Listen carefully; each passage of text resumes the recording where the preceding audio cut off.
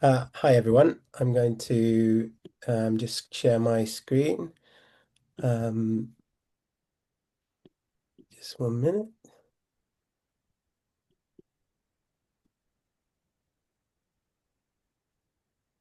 Right.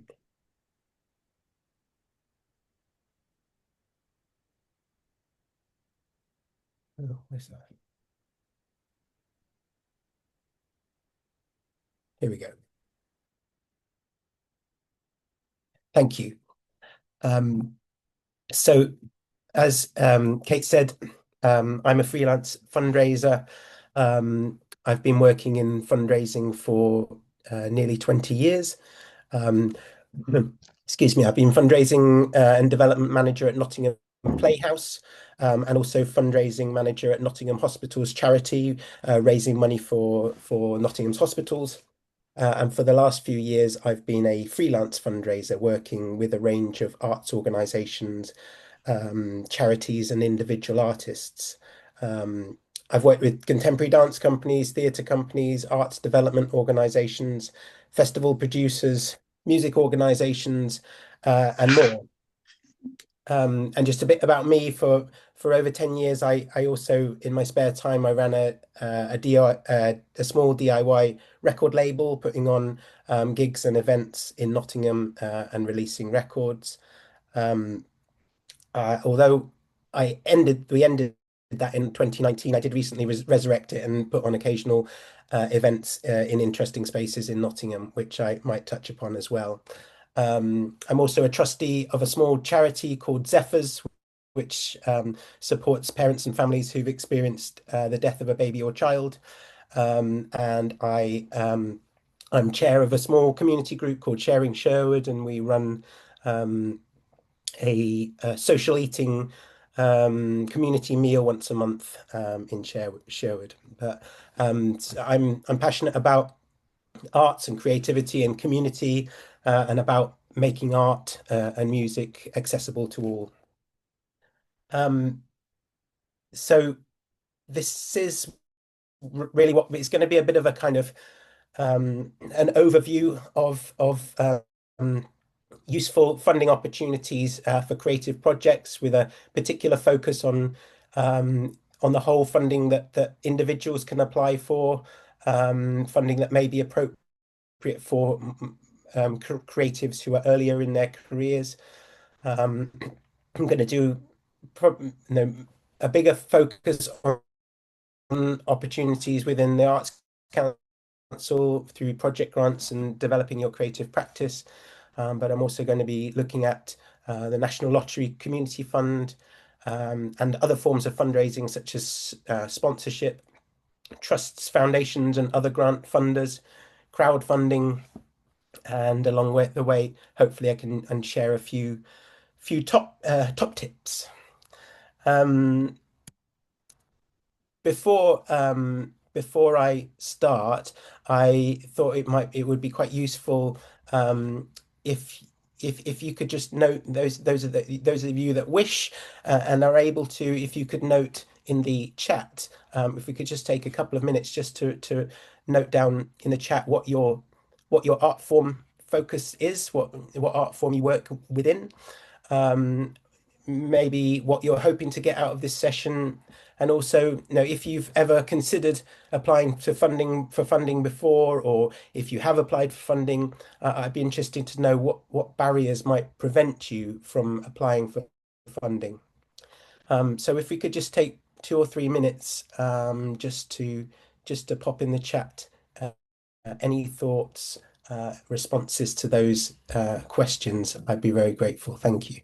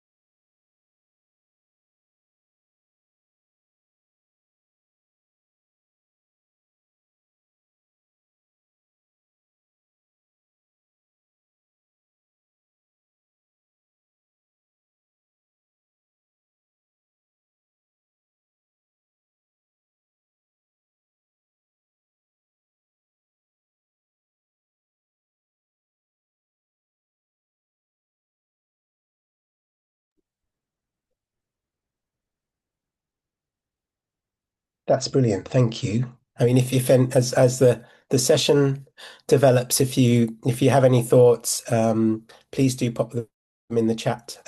Also, as Kate said, if you have any questions, um, put them in the chat as well, and we'll have good time at the end to go over those.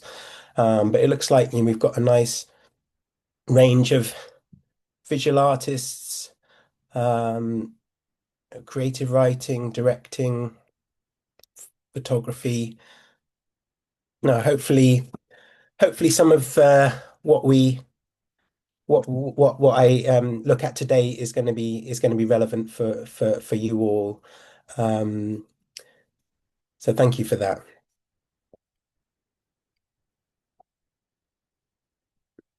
Um, the I think first of all, this says why. Why?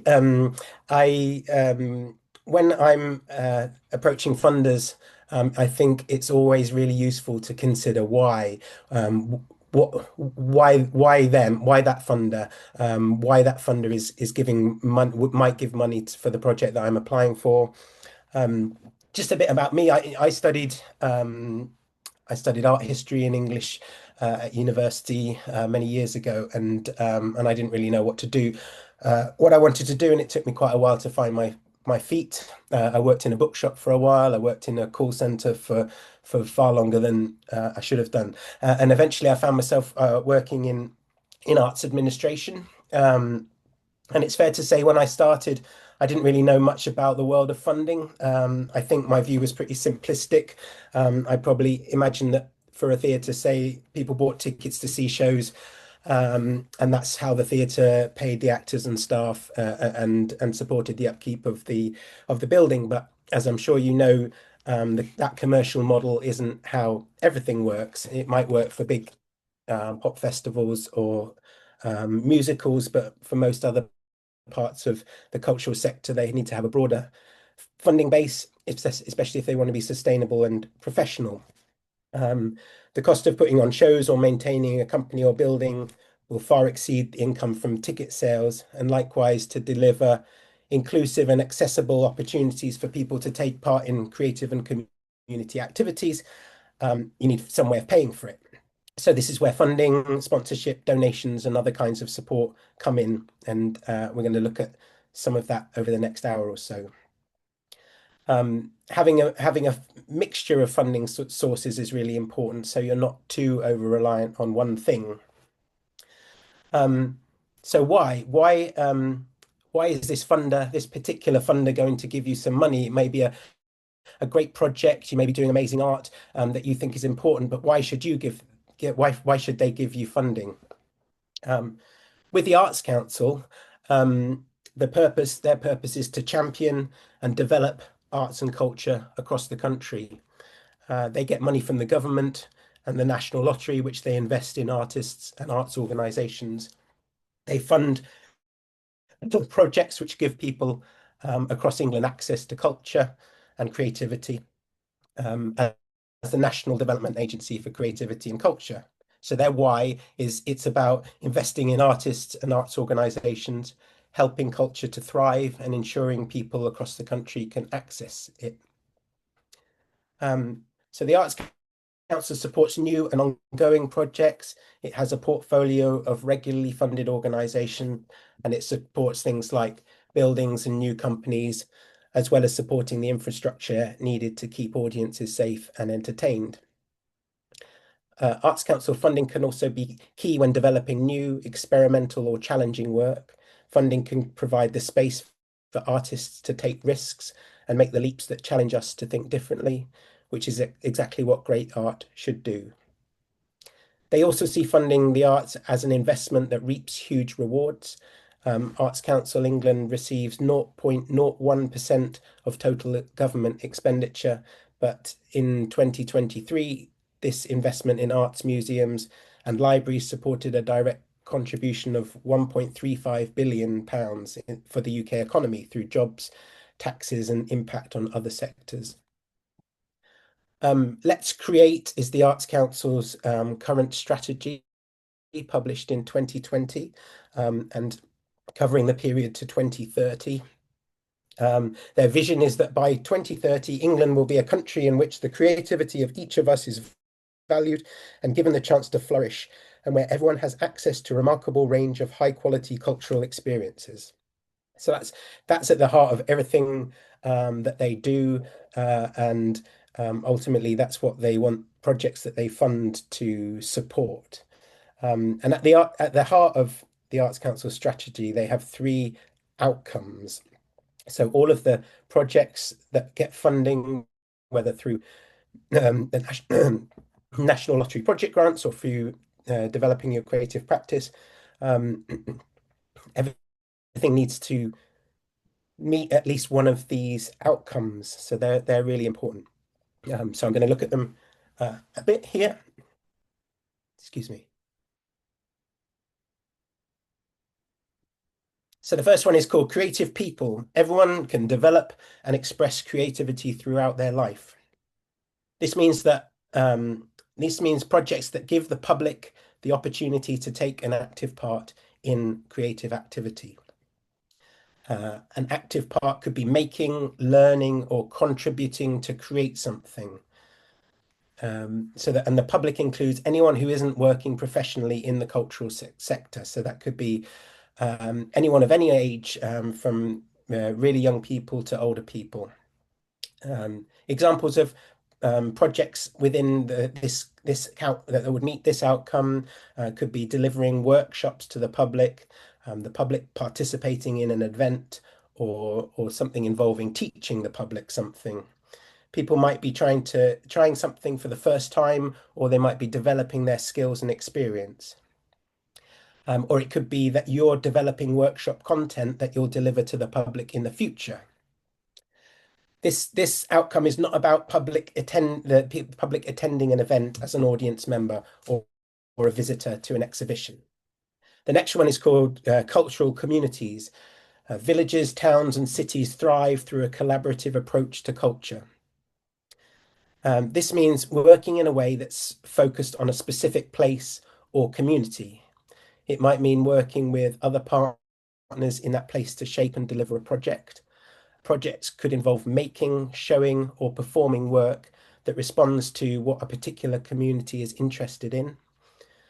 Examples of this could include a cultural festival that's been developed by local people, or engaging a community in research and development for a new program, work, or event, or it could be touring an exhibition or a performance with support from local partners.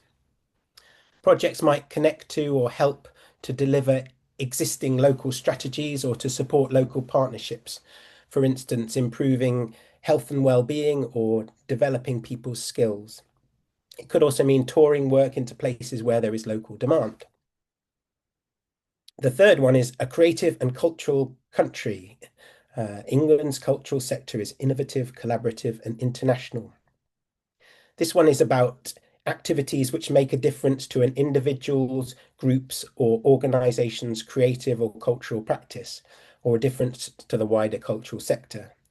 Examples of this could be developing or showing new work or new ideas, including with partners from inside or outside the cultural sector, using new technologies to create or distribute work, developing new skills to help those at the beginnings of their career or to help others sustain their careers, bringing work, publications, or collections from abroad to audiences in England, or developing international partnerships to do research or to create and present new work.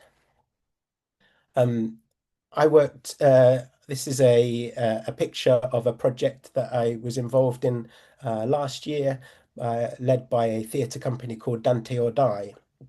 And it was a tour of a project called Inside Odds On, which was a kind of immersive installation that took over empty shop units in shopping centres in 5 different locations around England. and they have an interactive film that was made with people with lived experience of gambling harm, all about gambling addiction. That was that people could come into this installation, and they could watch this interactive short film. So that, that was an example of a project that was meeting the second one, a creative and cultural. Sorry, the second one, cultural communities. So it was a project that was touring to different communities. But it was also meeting the third outcome, and probably a bit of the first one as well. And some of those Arts Council projects, will need to meet at least one of those outcomes, but quite frequently will meet two or three of them in some way. But this project was, it was helping, it was helping to sustain and develop the careers of people within the cultural sector. It was also providing opportunities through workshops with schools and colleges for non-professionals to take part in creative activities. This image is of a another Arts Council project that I worked on, a project grant that was from a theatre company called Body Scramble, a new theatre company, and they got a project grant of nearly £9,000 to support the creation and production of a new production called As Long as the Stars Last, which was a new non-verbal physical theatre show which blended mime and BSL. So that was an example of the third outcome. All about helping those at the beginning, those people at the beginnings of their careers to get established, and they're a new company, and it was a new piece of work that they developed and then showed it in a small theatre in North London. So I'm going to give you a bit of an introduction to the two Arts Council England open programs, the National Lottery project grants and developing your creative practice. But as I said, whichever one you apply to, it's important to really to consider how your project will be meeting at least one of these outcomes. So National Lottery project grants is the Arts Council's main open access funding programme for arts, museums and library projects. Every year they fund thousands of artists, community and cultural organisations through this programme. Project grants range from £1,000 to £100,000, and projects can last for up to 3 years. If you're applying for £30,000 or less, they'll make a decision within about 8 weeks of you submitting your application. If you're applying for more than £30,000, they make a decision within 12 weeks. You can apply for a project grant as an individual or as an organisation, which could be a charity, a community interest company, a business, a community group, or a collective, as long as you have a bank account in that group's name. And they want the project grants are there to fund projects which help people experience, become involved with, or participate in creativity and culture. Within the Arts Council's supported art forms, which are dance, combined arts, including festivals and carnivals, libraries, literature, music, museums, theatre, visual arts, and digital arts.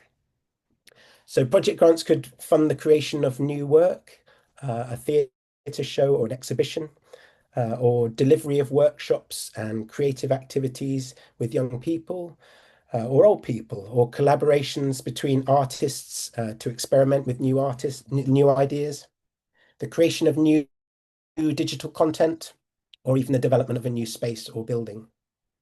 In the last couple of years, I've written 10 successful project grant applications generating over £478,000, and making a wide range of different creative projects happen. And those projects include those two that I just mentioned, another one for Dante or Die, the theatre company. We had project grant of £24,000 to deliver a program of creative writing and performance workshops in with prisoners in two prisons in Kent. I work with a music promotion company called Earth Cruises, um, who've had a couple of project grants, one of which for £31,000 to run a series of live music events in London, showcasing eclectic artists to audiences for free. Um, and in a personal capacity, I'm currently delivering a very small project grant, which through the Arts Council has a focus on grassroots music, and so I have a small grant that's currently delivering six unique live music events in a small wood workshop at Sneinton Market over 12 months. So it's Arts Council projects can be small, medium, and large. But the key thing to think about is how your project is going to engage the public. Um, it's not just you with project grants, it's not just about you as an artist or a practitioner, it's about your audience or participants. So, how is your work going to reach people? And how is your creativity going to enrich their lives? There's no deadlines for project grants, so applications can be made at any time. Um, you for project grants, you need to have at least 10% of match funding for your budget. So for instance, so if you have a project that's going to cost £10,000, at least £1,000 of that needs to be from another source, either from ticket sales or from your own pocket or from some other funding. And you would be able to apply for £9,000 in that instance.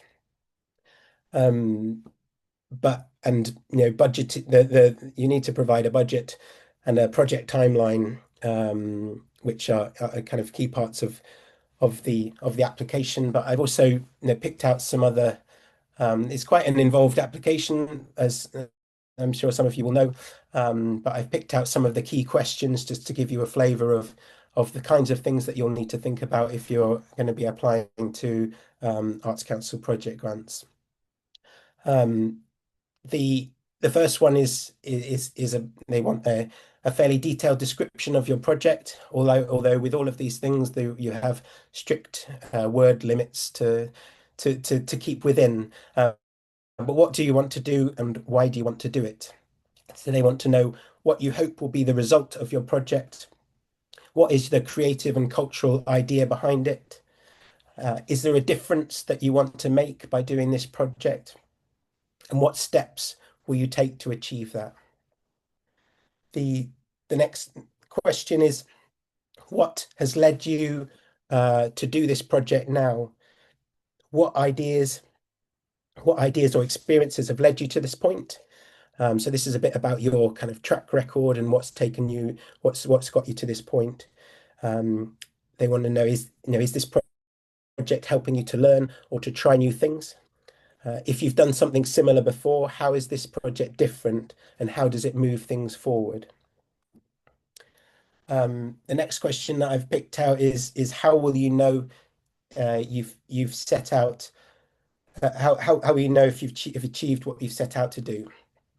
Um, so are there opportunities for learning and reflection during your projects? This is about how you will kind of evaluate the project. How will you know? How will you know and demonstrate the difference that the project has made? So that's one of the things that's it's really always worth considering with these things is yeah, they want to make really excellent creative projects happen, but they also want you um, to think about how you're gonna show the difference that you've made, how you're gonna show the impact of what your project has been. What steps are you going to take to understand what people thought of the project? So how are you going to gather feedback from participants or audiences or artists? That's a really important thing to consider. How are you going to collect data to so that you can demonstrate the impact of what you've done. Um, Next question I've chosen there is, what steps are you taking to make sure your project reaches people? So this is kind of, if it could be about the marketing activities and plans that you have. What steps are you going to make? How are you going to make people aware of what you're doing? How are you going to recruit participants to your workshops? How are you going to generate audiences for your performance or your exhibition? And then this final question here is a really crucial one for the Arts Council. Um, one of their key principles is about inclusivity and relevance. So, what steps are you taking to make your project inclusive and relevant? So, by inclusivity, they want to know how you will make sure that the communities you want to reach are able to access your project and feel welcomed and included, and think about what things might stop people experiencing or accessing your project, and how you're going to address that. And for relevance, now, how have you involved the people that you want to reach in the design and planning of the project? What information or data do you have on the place or community your project involves? And how have you used this to shape your project? So the Arts Council want projects to be open, inclusive, and accessible to all. And they want to understand that you've really considered that when you're planning the project. Um, so that's a whistle-stop tour of Arts Council project grants. If you have any questions, whack them in the chat and we can chat about them later. I'm going to move on to cover developing your creative practice, which is the which is a funding program that's only open to individuals. It's designed for early to mid-career artists who need support to make a change or to carry out a period of focused development work. Through DYCP, you can apply for a grant from £2,000 to £12,000 to fund activities for up to 1 year. DYCP is there to help artists to explore new ways of working and to get better at what they do. So DYCP funding could be it could be to support a period of research as you explore and develop new ideas. It could give you time to create new work. It could support travel costs if, for instance, you're working internationally. It could support training and development costs, networking to help you develop new partnerships with organizations and with other artists, or it could fund specialist mentoring. It's designed to help you take risks, to experiment with collaborators, and to explore and develop your creative practice, as it says. So DYCP funding could support you to attend festivals or conferences to enrich your experience, or it might be to fund specific training courses, or it could be to help you to produce creative materials to build your audience, or to research a particular area of your work, or to create new connections with partners and other artists. Or maybe it's just about giving you the time you need to create new work and to take the next step in your career as a creative practitioner. And very often it could be a mixture of more than one thing. Um, the application form for developing your creative practice is shorter than project grants. You still need to provide a budget and you still need to provide a project plan timeline.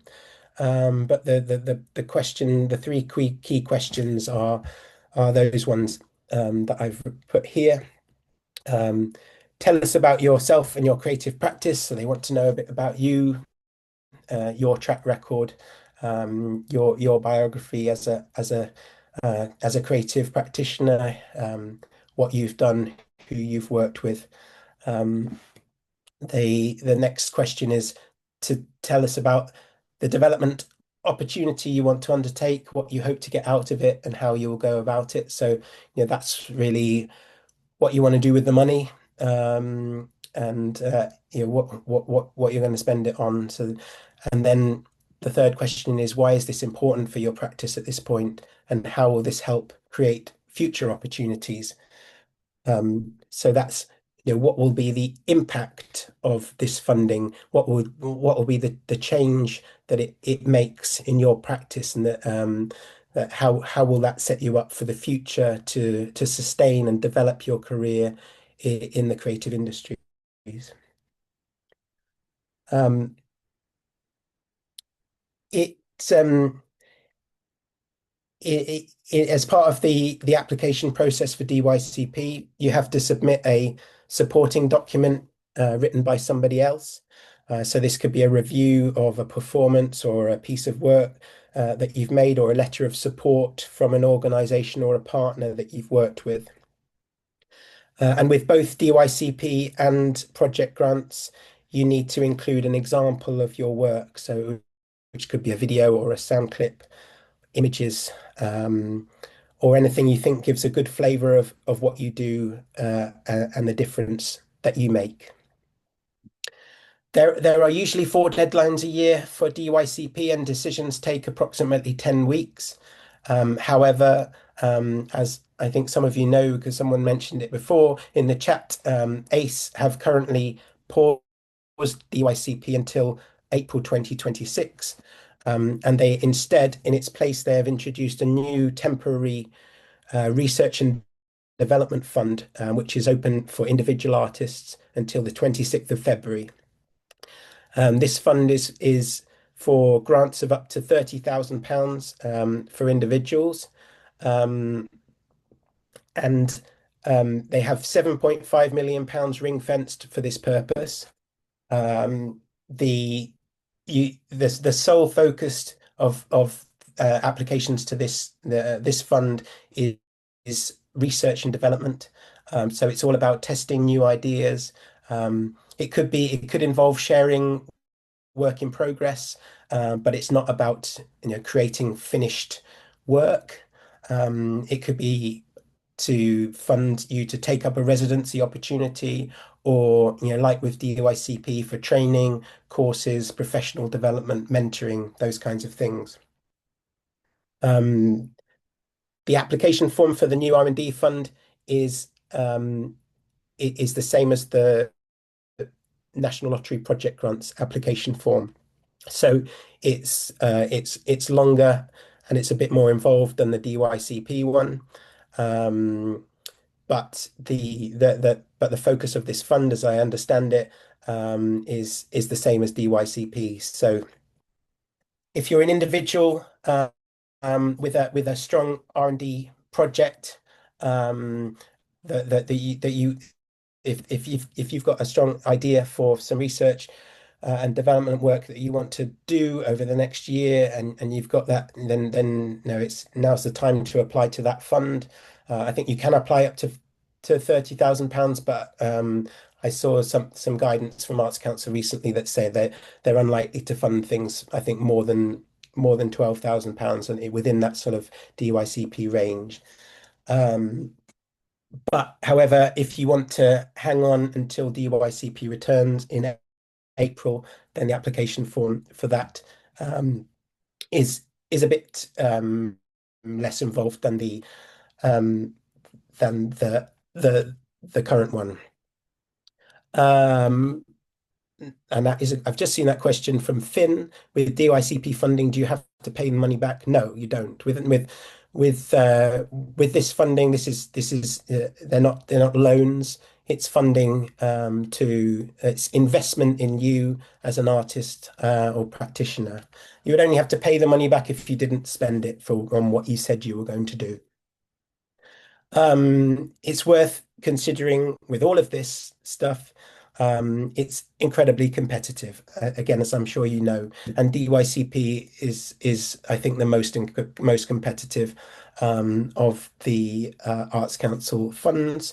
In the financial year 2024 to 25, they had 7,075 eligible applications for DYCP, and they awarded 1,220 grants. So that was a 17% chance of success. Approximately five out of every six applications were unsuccessful. Project grants is only marginally less competitive. Also in 2024 and 25, they had 7,896 eligible applications for £30,000 or less, and there was a 27% success rate. There's lots of useful information on the Arts Council England website, including videos and downloads and case studies. It's well worth exploring that further if you're interested in finding out more. There's also an organization we may be aware of, a website called an organization called the White Pube, who have a website, and they have a successful funding application library where people upload successful funding applications to things like Arts Council and other funds, and it's you can look at how other people have presented their funding applications, and what has worked for them. It's a really great resource by the creative community. For people who may experience barriers to applying, the Arts Council can also fund access support. So you can get the cost of a support worker, for instance, to support you with preparing and submitting your application if you're disabled or neurodivergent.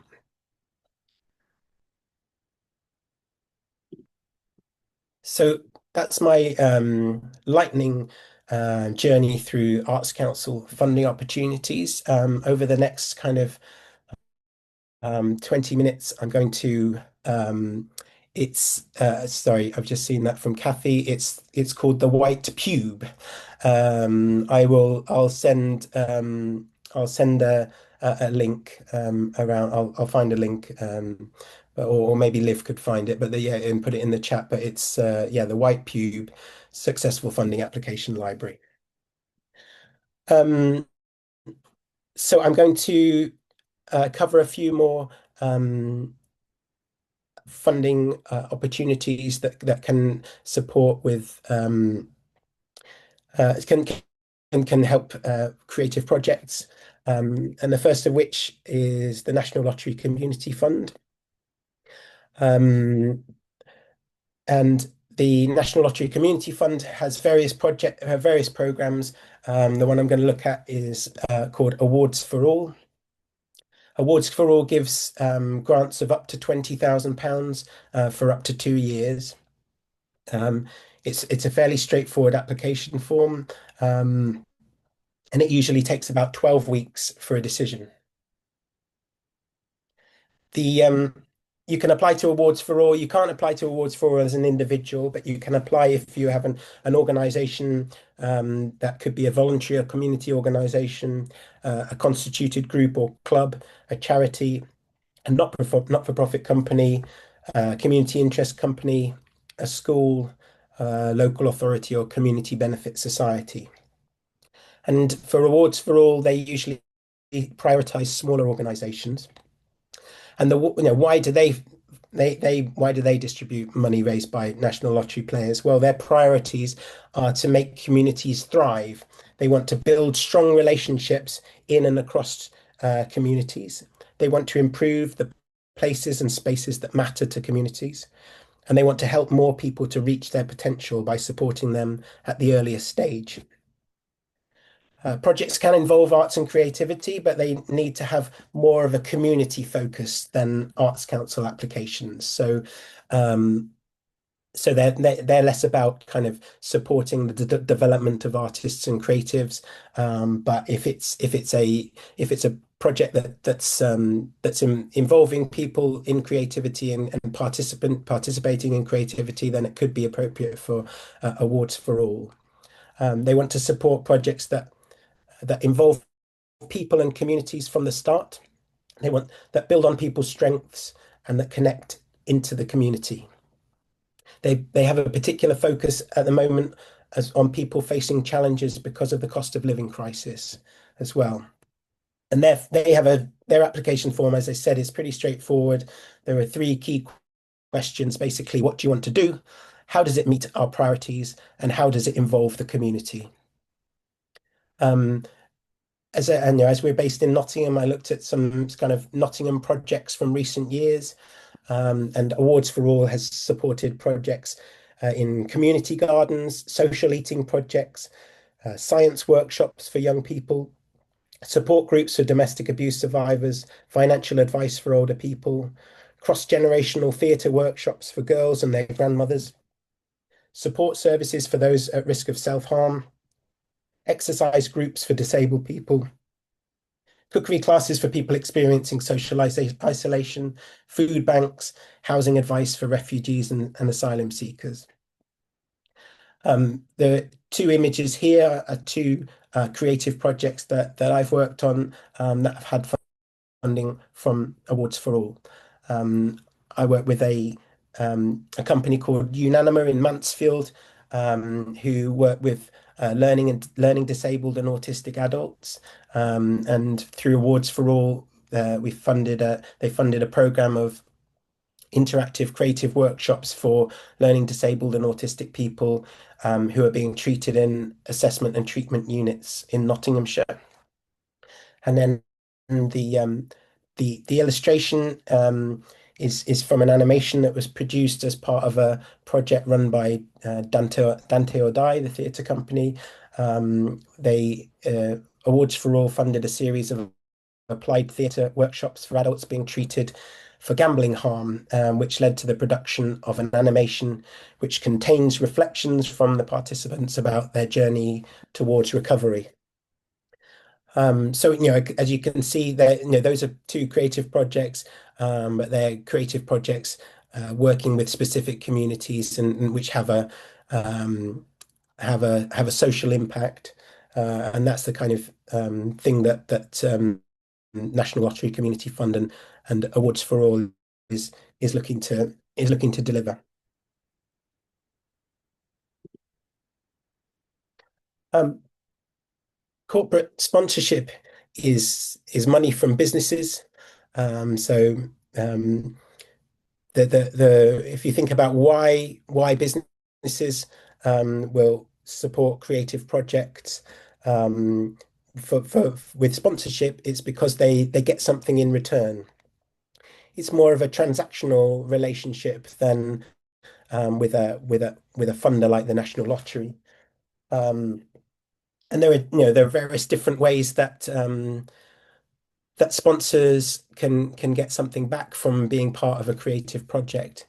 And there are a few examples here from things that I've been involved with over the years. So one of um, one of the reasons that businesses sponsor the arts and creativity is through brand profile and positive association. So um, many years ago, when I worked at Nottingham Playhouse, I set up the partnership between Nottingham Playhouse and Nottingham City Transport, the bus company, who sponsor the annual pantomime.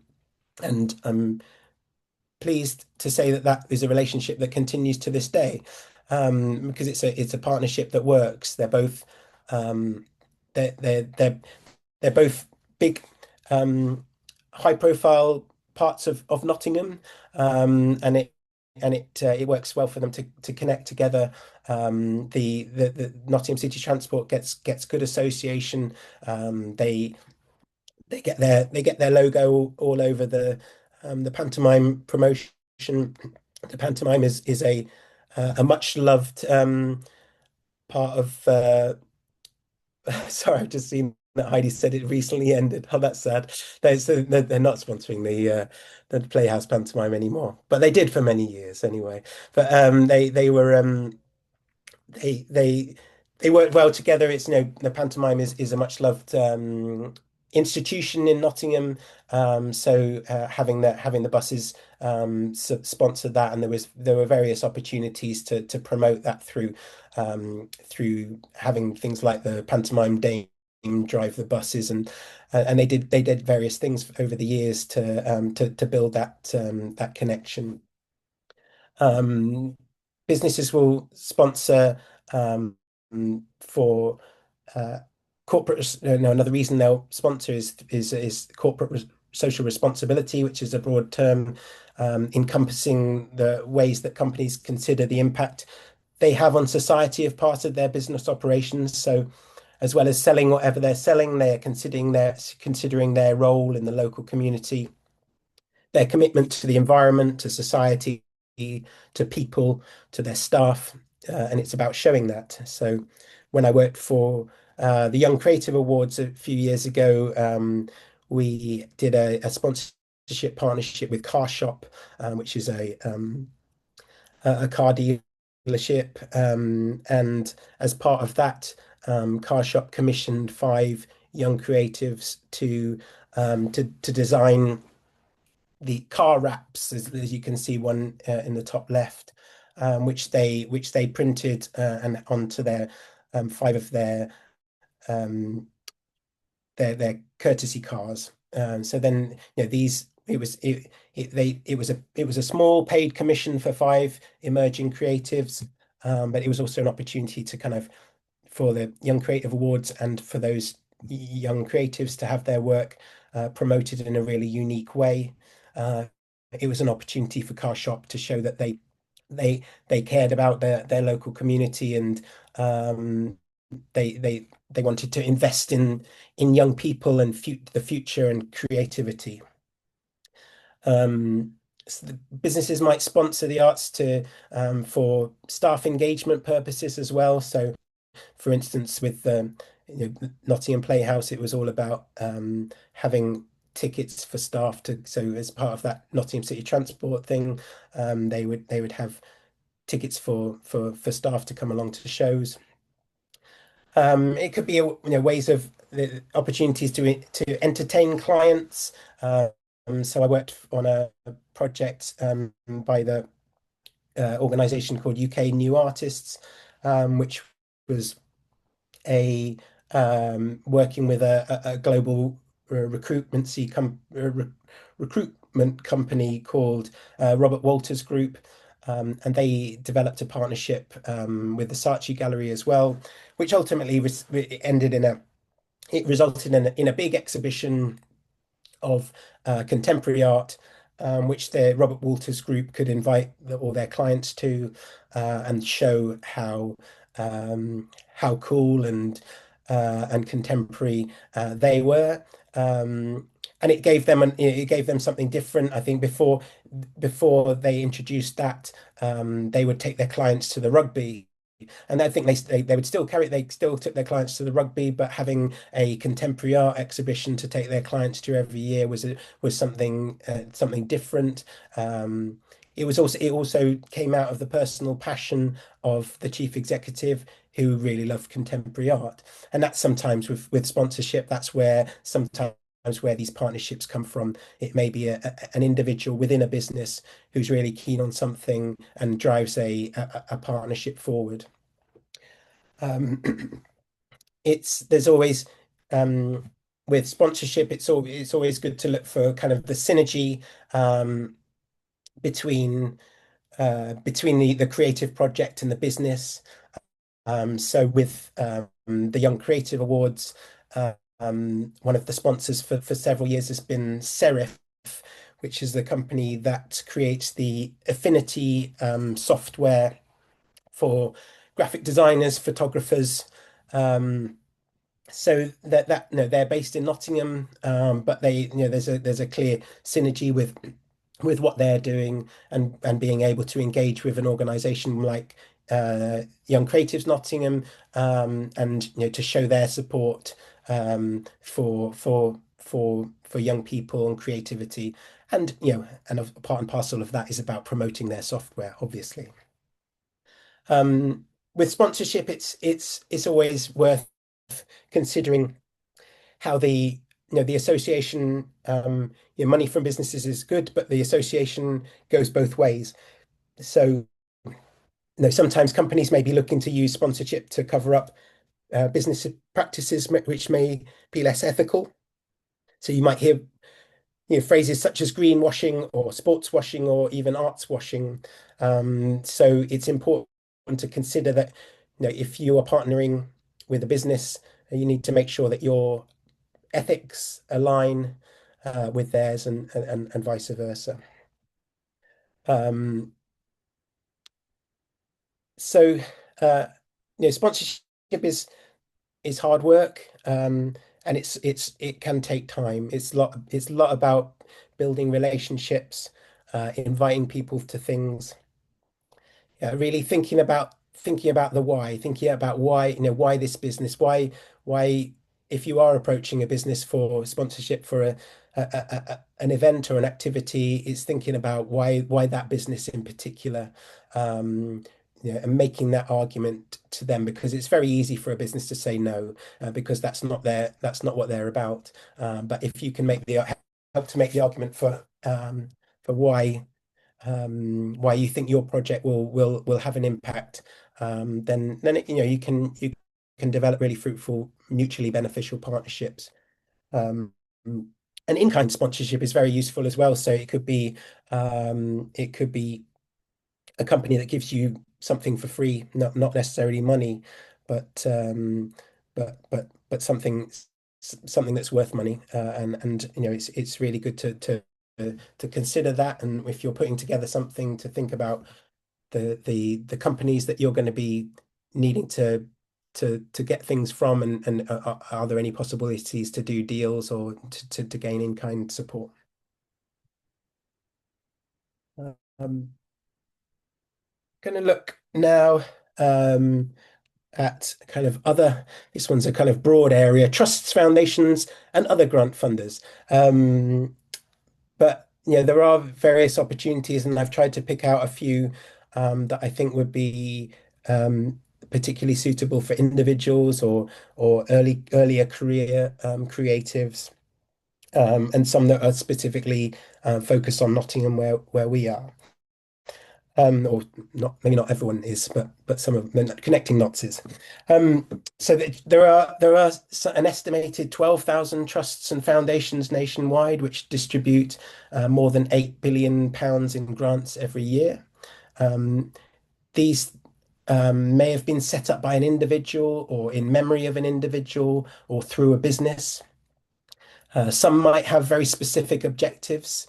So, for instance, funding projects supporting children and young people in Nottinghamshire, or others might be very broad. Like some just say we support projects with general charitable purposes.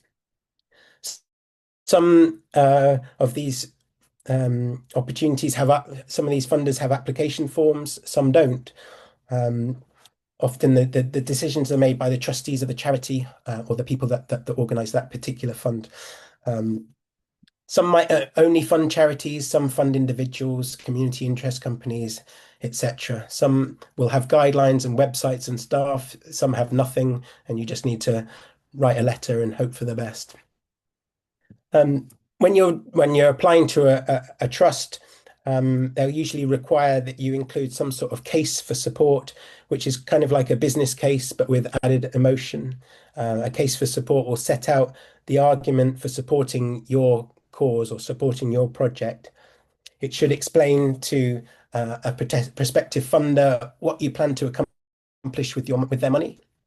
It might include what your unique selling point is, and how you're different from other projects, what the impact that you're having, and how you're being successful. So think about outcomes and outputs from previous projects. Outputs are what you'd expect to produce. So, for instance, 30 participants to attend 5 printmaking courses.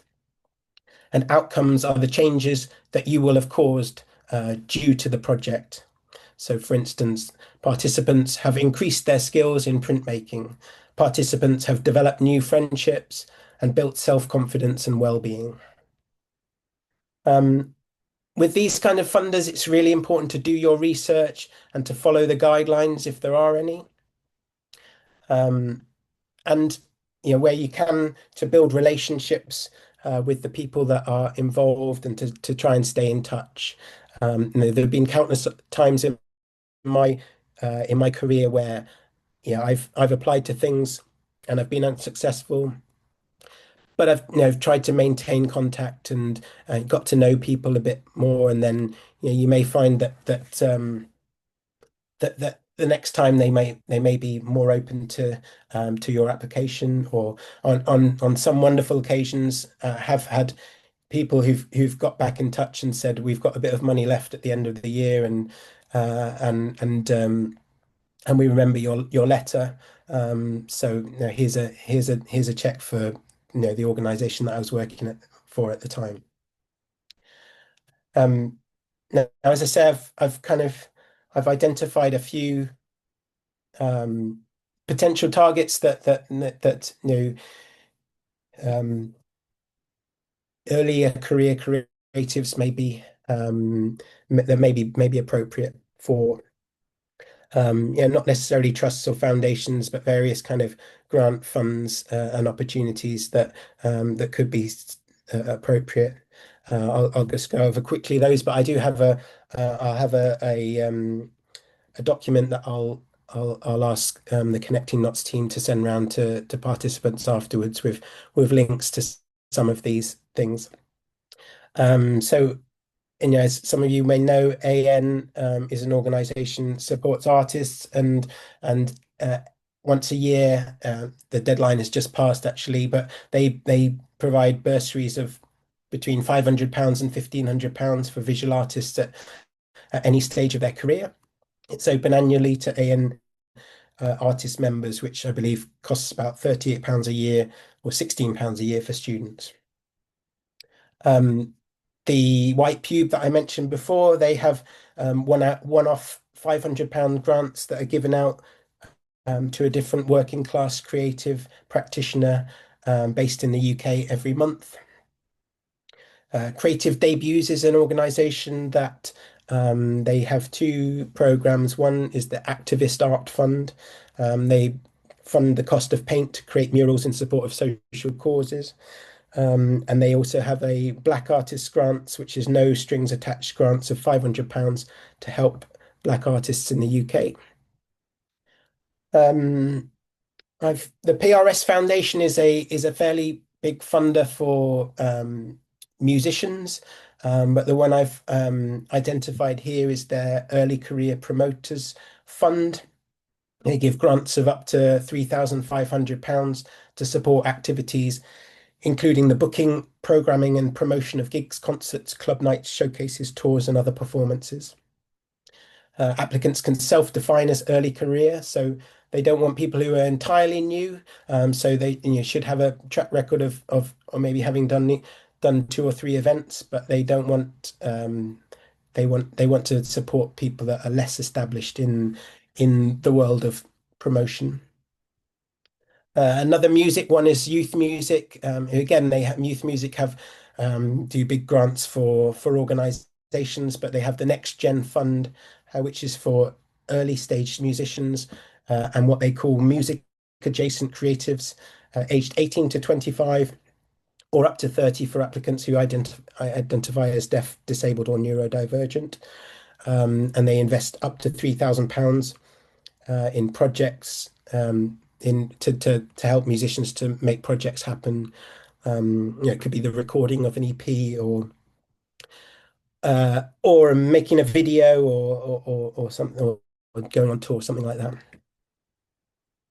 Then a few Nottingham focused ones. Nottingham Education Trust is grants of up to £800 to support young people under the age of 21 and permanently resident in the city of Nottingham to pursue activities outside of formal education, which could include music and the arts or cultural experiences. Why Not is they give grants of up to £3,000 to Nottinghamshire young people aged 16 to 30. to further training and personal development. And Forever Knots is used to be called the Nottinghamshire Community Foundation, and they have a they run a number of different funding programs, but there are two that are particularly um, relevant for individuals: the Brian Treffry and Joan Oliver Fund, which shows you that lots of these funds are, might be in memory of people or set up with money left by people. Um, the they give grants of up to £500 for young people between the ages of 16 and 25 in Nottinghamshire who show talent in the fields of fine art, and community groups with artwork or art therapy activities. And the Kynan Eldridge Fund, which is grants of up to 500 people, £500 for young people under the age of 30 in Nottinghamshire who are using music, both modern and classical, to help them overcome personal challenges and achieve their full potential. So yeah, I mean there are lots and lots of different funds out there, and often it's about doing the research and spending time um, on the internet and exploring these different opportunities. And um, I'm a terrible geek for funding. Whenever I go to any kind of event or anything, the first thing I usually do is look at the back page of the program or flyer and see what the logos are and who's funded that particular thing. And that's always a good way of finding out how who's getting money from, where people are getting money from, and how creative projects are being funded. I've put a couple of suggestions for newsletters and directories in here, um, that give that give useful information about funding opportunities. East Midlands Funders Forum, they give a monthly email newsletter, as do Nottingham CVS. Grants Online is a service that you can pay for, but they also have a free e-newsletter with opportunities. And for charitable trusts and foundations, um, you know, it's always useful to look at the Charity Commission, where they have um, you can look at the annual reports where they show, they often show who they've been giving money to and what their criteria are.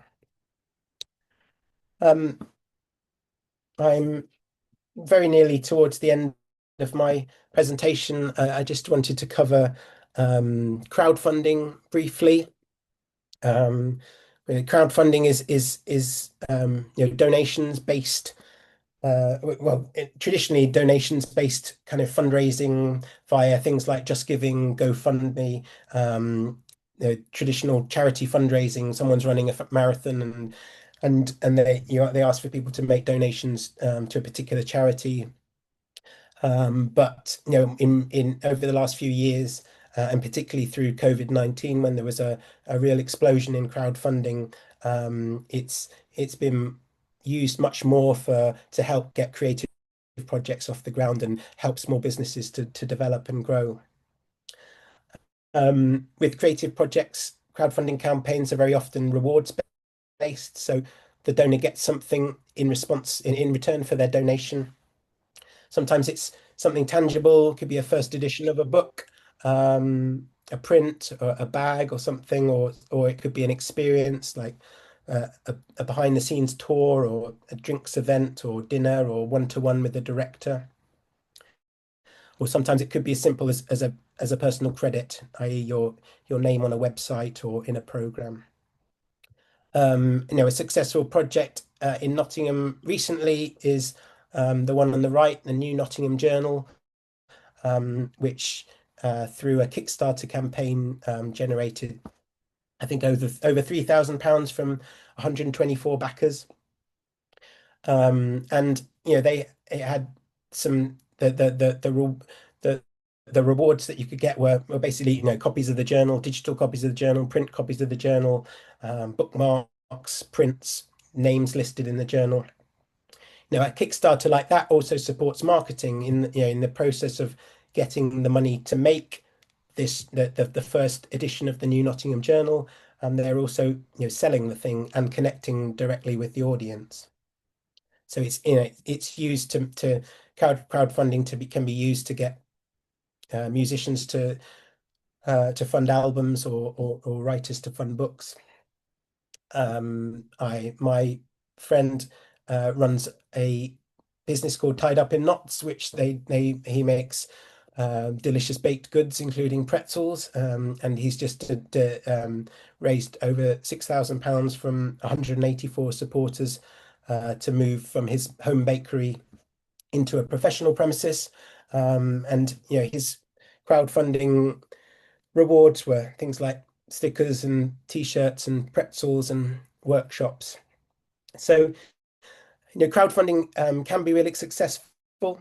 It's hard work, and you need to be careful that you factor in the costs of the rewards that you're including and the time it takes to deliver them. The key thing with crowdfunding is to start with a strong, authentic video. Doesn't need to be a big budget production, just something real that connects with people. But it's also worth considering that you do need, for crowdfunding, you need a crowd of some sort, or at least the beginnings of a crowd. So you really need to engage your audience, your network, your mailing list, your social media followers. It can be a lot of work and graft to keep pushing it, but it can really help. And then finally, I just wanted to share a few tips. So first of all is do your homework. I think it's really important to understand what funders' priorities and criteria are, which is why I went through those Arts Council outcomes, to think about how your project will help them to meet those criteria. So make sure you read the guidelines. There's lots of information and videos on websites of funders like the Arts Council and the National Lottery Community Fund. It's there to assist you, so make the most of it. I think it's important to take your time to plan ahead, and take the time you need to properly craft your funding application in the way that you might craft a piece of art.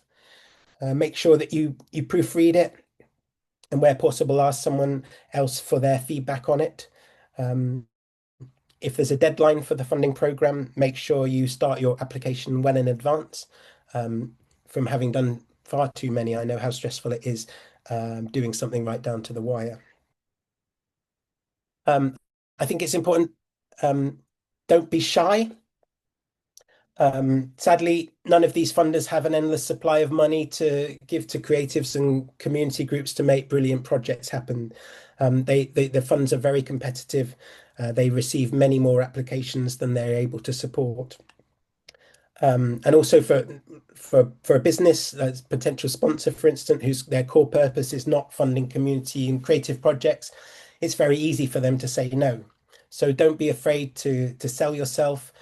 Tell them about your achievements and who you're working with, and share your very best work. But it's also important to be realistic. While it's important to tell funders how brilliant you are, it's also really vital to be realistic about what you can achieve. Don't overpromise. Make sure that what you're proposing is something that you're able to deliver within the budget. As I've mentioned, relationships are really important in fundraising. It's always worth taking the time to make sure you say a proper thank you, and to keep in touch and up to date with how projects have gone, tagging and thanking funders on social media, for instance. Even with bigger organizations like the Arts Council, it's really vital that you do all of the reporting that you've said you'll do, that where possible you invite people from the Arts Council to come and attend. It can really, make a difference to when you apply again. And finally, keep going. Um, it's it's really easy to be disheartened if you're not successful, but it's important to keep going. In my job, I get turned down an awful lot, and it can be really disappointing, especially when I've put in a lot of time and effort, and I really believe in the projects that I'm writing about. Um, a few years ago, I was working for a charity called Drake Music, and I wrote 43 funding applications in 1 year for them, and 16 of them were successful, and that's actually pretty good. But 63% of them were not. Um, but yeah, I have to accept that sometimes it's not the right project or the right time, and there are always other opportunities out there. So keep going, believe in what you do, and keep trying. And in that instance with Drake Music, some of those ones that turned us down that year, we went to again the following year, and we had more success that year. So it's about resilience and confidence, and uh, and I think that's the end of my chat. I don't know if we have any questions. Um, Hello.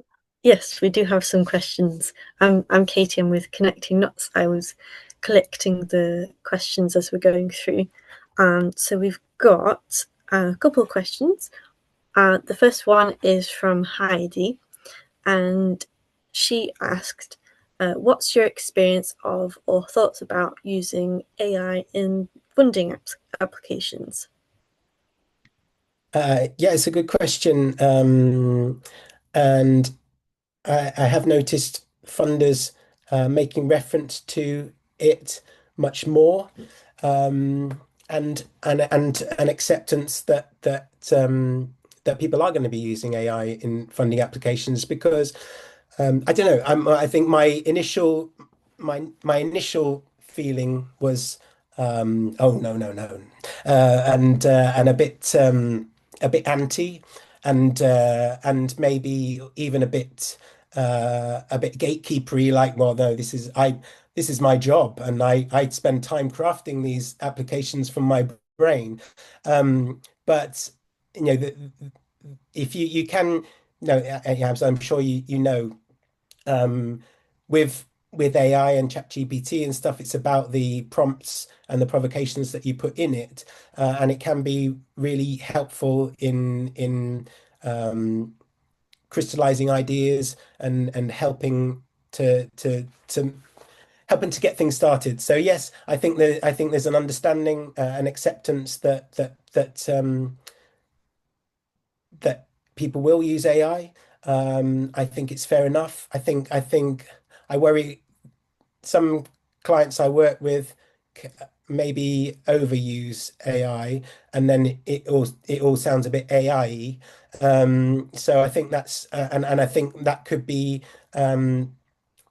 funders may I don't yeah it's an interesting one because it may you may find that funders they want authentic projects that will engage real people, and that are made by real people.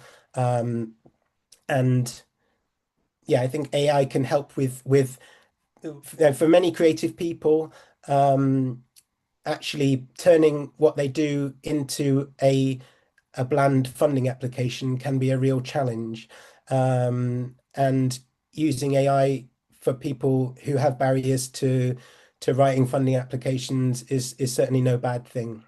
I think it's just as long as it doesn't turn into kind of funding slop. Hmm, so interesting. Yeah, because I know it was a lot of like backlash of AI at the start of people using it. So that's interesting. Yeah, Good to I don't know. know. Yeah, I don't know what other people think about that, but I think it is interesting. Hmm. We've also got a question from Catherine here. about support available or groups you can join if you're starting applications for the first time. For example, support with application process. Do you know of any groups like that or support? I don't know. I mean, I know there are some organisations, some national portfolio organisations like Nottingham Playhouse do sometimes have days when they have members of their team that will support people with with writing applications. I know it's worth looking for those kind of funded organizations that have that part of their remit is about supporting emerging practitioners. Um, I know that sometimes there are opportunities like that it's worth looking out for. I can't think of any off the top of my head, but I can certainly look out for some um, and see if I can send some suggestions. But I know, with connecting knots, for instance, that I would be interested in developing, relationship if for instance, if you have specific projects or ideas that you want to explore and you want some advice or support um, to help with that process, then I'm very happy to do that. Yeah, some support or mentoring would be great. I think Yeah, that's something that Kathy mentioned as well in the chat there about some writing sessions or um, mentoring sessions. That would be great. yeah, cool. Um, Amazing. Just going back to AI, I just remembered I was doing an application to Youth Music early today, and I remember they had a something about it. I thought it'd be interesting to share, but they say we know that organizations use AI to help with their funding applications. However, if you do use AI to help you draft your application, please make sure it's an honest reflection of your work and plans. Whatever you tell us in the application form must be a true and accurate reflection of your work. We often find AI answers aren't specific enough, and this can have a negative impact on your assessment. So I think that's quite useful, and I think probably that reflects how other funders may feel about it as well. Yeah, like AI is not specific enough with your work. Yeah, Maybe, yeah. yeah. So we've got another one from Yeah. Catherine, different Catherine with a K. Are there more funding opportunities available for people aged 25 to 35 and 24? I'm conscious of lots of youth ops being capped at 25. I'm currently developing an organisation idea with friends who are in their 30s and hoping to set up a wellbeing garden allotment project. I think one thing I've noticed over the last few years is actually more organizations um, kind of doing away with that age barrier, particularly in, within the cultural sector, reflecting the fact that people don't, people may not begin a career until later in life in the arts and creativity.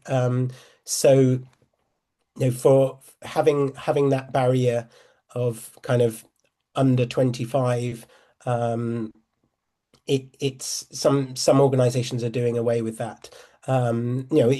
I think, Catherine, if you're developing an idea with a wellbeing a gardening project, I mean, that sounds like it could be of benefit to anyone, no matter what their age. So I think I would focus on the impact of what you're doing, rather than worrying too much about, your age or the age of the other people who are involved in doing it. Does Great. that answer your question? I mean, if you, I, yeah, I suppose the answer to your question is I'm not aware of all that many funding opportunities that are specific to people aged 25 to 35. But I don't think that should be a barrier to you creating Mm, that project and making it happen. I'm sure there's funding available. Awards for all, maybe. yeah. I think I've got time for maybe one more question. If there's any more in the chat, please put them in now. Otherwise, I'll ask my own question. Just wait for one moment. Okay, nothing's coming through so far. So, you mentioned before about your grassroots music sessions that you're putting on at Sneinton Market through the National Lottery project grants. How did you go about that to start with? How did you go about that process of doing the grant and that sort of thing? Um, so the Arts Council has they sometimes have what they call time limited opportunities, where they kind of carve out an amount of their funding for a specific purpose. So it's like the R&D fund that I spoke about. It's part of the National Lottery project grants, but for the last few years, they've had a priority called supporting grassroots music, and it's about it's particularly about supporting promoters, venues, eh, that are working with grassroots musicians and artists. I think reflecting the fact that it's an area that yeah, it's very hard to develop a career in music unless you have a financial backing, because it can be expensive and actually, you know, it's very difficult to do small shows because you don't get paid very much, and so to be able to develop it as a career can be really challenging, which can, ultimately, you don't want music to be a pursuit of the privileged only. You want it to be and as inclusive and equitable as other art forms. So they have this funding opportunity called supporting grassroots music, which is grant. It's like National Lottery project grants, but it's up to £40,000. And in my role as a freelance fundraiser, I write applications for people, and I found myself doing more and more of these supporting grassroots music applications. And at the at the New Year last year, I think just after New Year, I thought, you know what, I'm going to have a go at writing one for myself, and I kind of, because I used to put on gigs in Nottingham, and I had done one in a small space, and actually, that's an example of for some artists, they're amazing artists, but maybe so the musicians I'm working with are sort of more at the experimental end of things, where they're doing high quality music, but it's not necessarily music that's going to be uh, that hundreds of people are going to be interested in, or that is going to be appropriate for venues with hundreds of people in. Some music works better with small audiences in small spaces, but for that kind of thing to make sense financially and for those artists to get paid properly, you either sell tickets for £30 a head, or you need some funding to support it. So now that's what I presented to the Arts Council. Um, six gigs for an audience of 50 people each time, over 12 months, three artists at each one. Um, and it's been going really well. And the small audiences are really enjoying it. The artists are really appreciating it. And I'm going to try and get some more funding to do some more. Well, thank you so much for explaining that and all Thank you. your tips today. We've got lots of great touch points that we can go research on. I'm going to pass over to Kate now, who's just going to do some last bits and wrap up. And that's all from me. Thank you. Thank you, Katie. No, I just wanted to say a massive thank you, Nick. That was really, really helpful. And I think as Connecting Knots, we'd definitely like to build on that partnership with you. And for anyone who is not part of Connecting Knots, if you look out for more opportunities like this on our social media, that will be, or on our website, all the information will be on there. I think we may have a review form that if it's not in the chat, it will get sent out to you. And if it's okay, Nick, can we include your email as well that was on the last slide, just to pass on to the attendees if they have any further questions for you. Yeah, absolutely. And I'll send that document that I talked about with some of those links on for you to distribute. Yes, that would be brilliant. I think the link is in the chat, so if people wouldn't mind filling that out, it will only take a moment. But just a massive thank you, Nick. It's been very, very, very helpful. Thank you. I've enjoyed it. Thank you very much. Thank you.